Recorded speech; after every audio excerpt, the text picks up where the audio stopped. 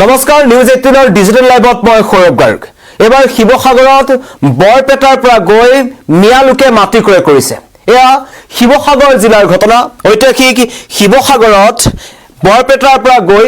চাৰিজন মিয়ালোকে যি শিৱসাগৰৰ কুৱামৰা সত্ৰ আছে এই কুৱামৰা সত্ৰৰ সমীপৰ মেৰবিল ৰাজগাঁৱত চাৰিগৰাকী মিয়াই ভূমি ক্ৰয় কৰাৰ অভিযোগ উত্থাপন কৰিছে তাত থকা খিলঞ্জীয়া লোকসকলে তাত থকা এইসকল যি খিলঞ্জীয়া মুছলমান লোকসকল আছে আৰু এইসকল তাত থকা অন্য যিসকল জাতিৰ লোক আছে তেওঁলোকে কৈছে যে কোনো কাৰণত এই নামনি অসমৰ পৰা যোৱা যিসকল মিয়া লোক আছে তেওঁলোকে তাত মাটি ক্ৰয় কৰিব নোৱাৰে বা মাটি ক্ৰয় কৰিবলৈ দিব নালাগে কিন্তু তেনে ঘটনা সংঘটিত হৈছে অভিযোগ উত্থাপন হৈছে ফুলবৰ আলী একিবুল আলী সহ চাৰিজন মিয়া লোকে কুৱামৰা সত্ৰ আৰু শিৱসাগৰ যি ৩৭ নং ৰাষ্ট্ৰীয় ঘাইপথৰ কাষতে তেওঁলোকে মাটি ক্ৰয় কৰিছে যেটো সহজভাৱে ল'ব পৰা নাই শিৱসাগৰৰ খিলঞ্জীয়া মুছলমান ৰাইজ আৰু লগতে অন্যান্য খিলঞ্জীয়া লোকসকলে বৰপেটাৰ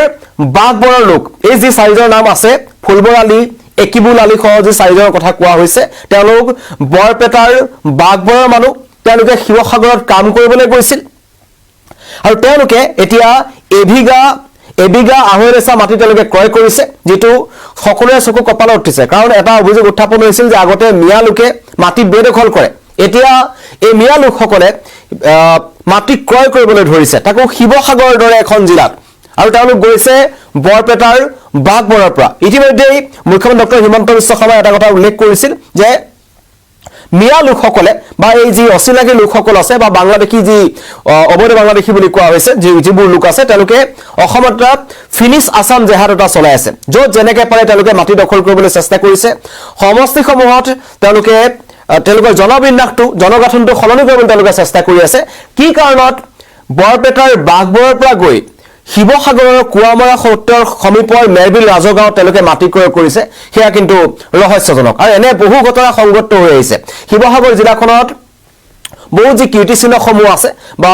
আহোম যুগৰ যিবোৰ কীৰ্তিচিহ্ন আছে মৈদামসমূহ আছে বিভিন্ন ঠাই ইতিমধ্যে যিবোৰ বিল আছে বহু কিন্তু এতিয়া মিয়া বেদখলৰ কবলত আছিল আমি শেহতীয়াকৈ যি উচ্ছেদ অভিযান চলিছিল উচ্ছেদ অভিযানৰ সময়ছোৱাত আমি সেইবোৰ দেখুৱাইছিলো আৰু লগতে শিৱসাগৰ যিবোৰ জাতীয় দল সংগঠন আছে তেওঁলোকে শিৱসাগৰৰ পৰা এই মিয়া লোকসকলক যিসকল শ্ৰমিকৰ ওপৰত যায় তাত তেওঁলোকে প্ৰথমতে এমাহ দুমাহ থাকিবলৈ লয় আৰু তেনেকৈ থাকি তেওঁলোকে একেবাৰে পৰিত্যক্ত অৱস্থাত পৰি থকা মাটি বা বিলৰ পাৰত এই নদীৰ পাৰত তেওঁলোকে প্ৰথমতে বসতি স্থাপন কৰে আৰু তাতেই গজালি মেলে আৰু তাৰ পৰা এতিয়া লাহে লাহে সেই মিয়া লোকসকলে এদৰে মাটি ক্ৰয় কৰিছে আৰু সেইটো কিন্তু চিন্তনীয় কথা আৰু শিৱসাগৰ দল সংগঠনসমূহে কৈছিল যে মিয়া লোক থাকিব নোৱাৰিব তাৰ পাছতেই তীব্ৰ বিতৰ্কৰ সৃষ্টি হৈছিল আছিল দুজনী অসমত আৰু শিৱসাগৰ জিলাখনত ব্যাপক প্ৰভাৱ পৰিছিল ইউনিছ তামুলীৰ দৰে নেতাৰ জন্ম হ'ল তাৰপিছত তেওঁলোকে বাঘ সেনা খুলিলে শেহতীয়াকৈ যি অসম নিৰ্মাণ বিভিন্ন ধৰণৰ যিবোৰ জাতীয় দল সংগঠন আছে বীৰ লাচিত সেনা হওক সকলোৱে এই মিয়া লোকসকলৰ বিৰোধিতা কৰি আহিছিল কিন্তু দল সংগঠনে বিৰোধিতা কৰি থাকোঁতে থাকি গ'ল কিন্তু তাত এতিয়া মিয়া লোকে গৈ বৰপেটাৰ বাগবৰৰ পৰা চাৰিজন মিয়া লোকে গৈ কুৱামৰা সত্ৰৰ সমীপৰ মেৰবিল ৰাজগাঁৱত তেওঁলোকে মাটি ক্ৰয় কৰিছে এবিঘা আহৈলেচা যেটো কিন্তু চিন্তাৰ কাৰণ আৰু তাক লৈ এতিয়া শিৱসাগৰবাসী ৰাইজৰ মাজত এটা তীব্ৰ প্ৰতিক্ৰিয়া সৃষ্টি হৈছে আৰু জানিব পৰা মতে কৰ্মসূত্ৰে বাগবৰৰ পৰা প্ৰথমতে শিৱসাগৰলৈ আহিছিল এই ফুলবৰ আলী আৰু একিবুল আলী সহ এই চাৰিজন মিয়া লোক তেওঁলোকে আহি এই শিৱসাগৰ যি নামতিয়াল পথাৰত আছে এই নামতিয়াল পথাৰৰ কাষত থকা ৰেলৱে মাটিত তেওঁলোকে প্ৰথমতে অবৈধভাৱে থাকিবলৈ লৈছিল তেওঁলোকে ঘৰ নিৰ্মাণ কৰিলে আৰু তাত থকাৰ পাছত যেতিয়া দেখিলে যে চৌদিশে শিৱসাগৰ ৰাজ্য দল সংগঠনসমূহে প্ৰতিক্ৰিয়া প্ৰকাশ কৰিছে তেওঁলোকক ডেমবোৰৰ পৰা খেদি পঠোৱা হৈছিল আৰু যিসকল কনষ্ট্ৰাকশ্যনৰ কাম শিৱসাগৰত চলি আছে সেইবোৰতো এনেকুৱা ধৰণৰ মিয়া লোকসকলক ৰাখিব নালাগে বুলি অভিযোগ উত্থাপন কৰা হৈছিল বা তেওঁলোকে দাবী কৰিছিল তেওঁলোক তাৰ পৰা যাবলৈ কোৱা হৈছিল আৰু বাছে বাছে শিৱসাগৰ জিলাখনত এই নামনি অসমৰ পৰা যোৱা একাংশ মিয়া লোকক ধৰা হৈছিল তাৰ পিছতো কিন্তু তেওঁলোকে সেই নামতিয়াল পথাৰৰ ৰেলৱে ভূমিত অবৈধভাৱে থকাৰ পৰিৱৰ্তে তেওঁলোকে ভাবিলে যে এবাৰ মাটি ক্ৰয় কৰিব লাগে আৰু তেওঁলোকে এবাৰ মাটি ক্ৰয় কৰিবলৈ চেষ্টা কৰিছে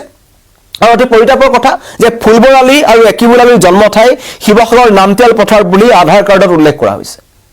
আধাৰ কাৰ্ডৰ বিসংগতিৰ প্ৰশ্নটো আহিব যে আধাৰ কাৰ্ডত তেওঁলোক শিৱসাগৰ নাগৰিক বুলি তেওঁলোকক দেখুওৱা হৈছে আৰু তেওঁলোকৰ আধাৰ কাৰ্ডত ঠিকনা দিয়া হৈছে নামতিয়াল শিৱসাগৰ নামতিয়াল পথাৰ কিন্তু পিতৃ মাতৃৰ জন্ম তথা ঠিকনা বৰপেটাৰ বাগবৰ বুলি এনআৰচিত উল্লেখ আছে মানে এটা ব্যাপক বিসংগতি হৈছে আৰু এই এনেকুৱা একাংশ সন্দেহজনক নাগৰিক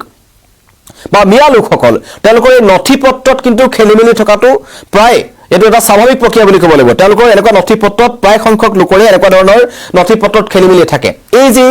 ফুলবৰালি বা একিবুল আলী সহ তেওঁলোকৰ যি স্থায়ী ঠিকনা বৰ্তমান সময়ত তেওঁলোকৰ আধাৰ কাৰ্ডত দেখুওৱা হৈছে শিৱসাগৰৰ নামতিয়াল পথাৰ য'ত তেওঁলোকে কাম কৰিবলৈ আহি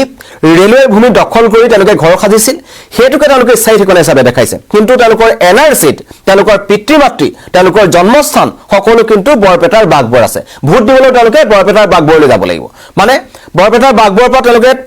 ভোটাধিকাৰ তাতে সাব্যস্ত কৰিব তেওঁলোক স্থায়ী নাগৰিক হৈছে বৰপেটাৰ বাগবৰ কিন্তু তেওঁলোক গৈ শিৱসাগৰ তেওঁলোকে মাটি ক্ৰয় কৰিছে যেটো মুখ্যমন্ত্ৰীয়ে কৈছিল যে ফিনিশ আসাম জেহাদ একাংশ লোকে মাটি ক্ৰয় কৰিছে 4জন গৈছে পিছত পুনৰ আৰু 4জন আহিব এনেকৈ এখন গাঁও হ'ব তাৰ পিছত দুখন গাঁও হ'ব যেটো আমি দেখি আহিছো কালি আমি সামগুৰিৰ যি কিসামত গ্ৰেজিং ৰিজাৰ্ভৰ যিখিনি দৃশ্য দেখুৱাইছিলো সেই দৃশ্যই এইবোৰ কথাই প্ৰমাণ কৰে যে 20 বছৰত 5খন গাঁও হৈছে 180 বিঘা মাটি তেওঁলোকে দখল কৰিছিল 120 ঘৰ মানুহ তেওঁলোকে তাত বহিছিল আৰু হেতু কংগ্ৰেছ চৰকাৰ দিনত বহিলে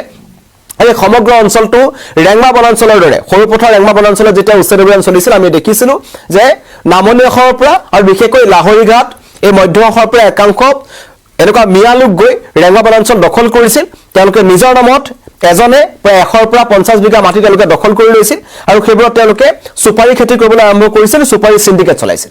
আৰু সেই একেই পৰিস্থিতি এতিয়া উজনি অসমৰ শিৱসাগৰত এয়া এক আৰম্ভণি শিৱসাগৰ দিয়াৰ আগতে উচ্ছেদ হৈছে কিন্তু এয়া প্ৰথমতে হৈছে আধাৰ কাৰ্ডৰ বিসংগতি কৰি কাম কৰিবলৈ যোৱা মিয়া লোকে শিৱসাগৰলৈ আহি শিৱসাগৰত মাটি দখল কৰি এতিয়া শিৱসাগৰৰ খিলঞ্জীয়া লোকৰ মাটি তেওঁলোকে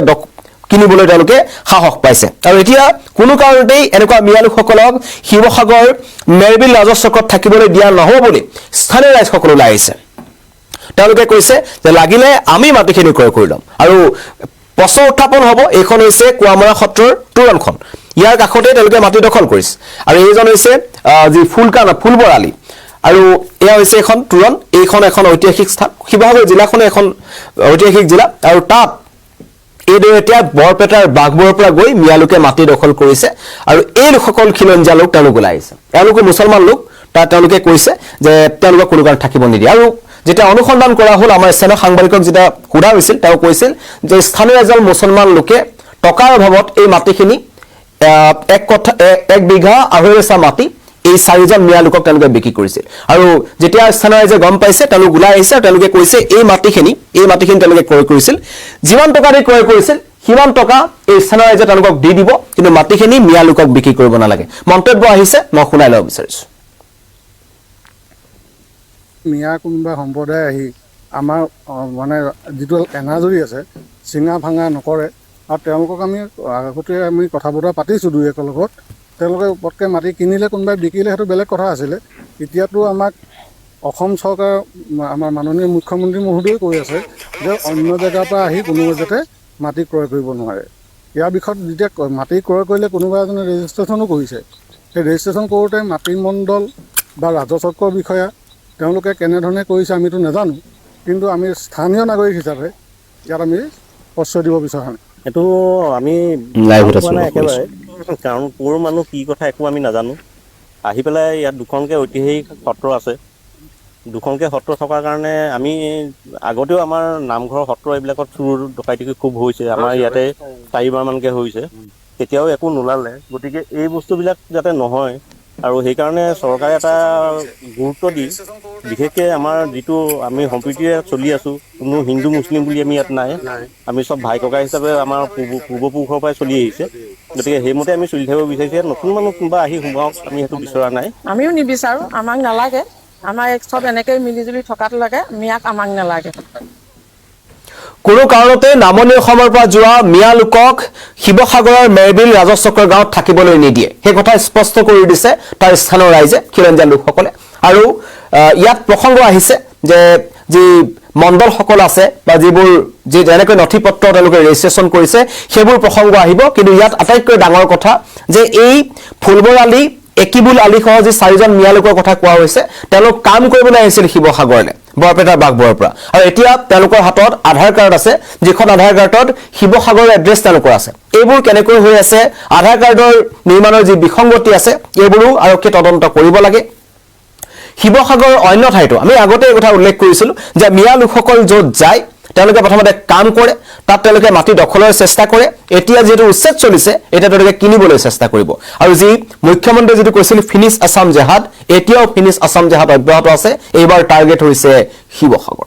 ধন্যবাদ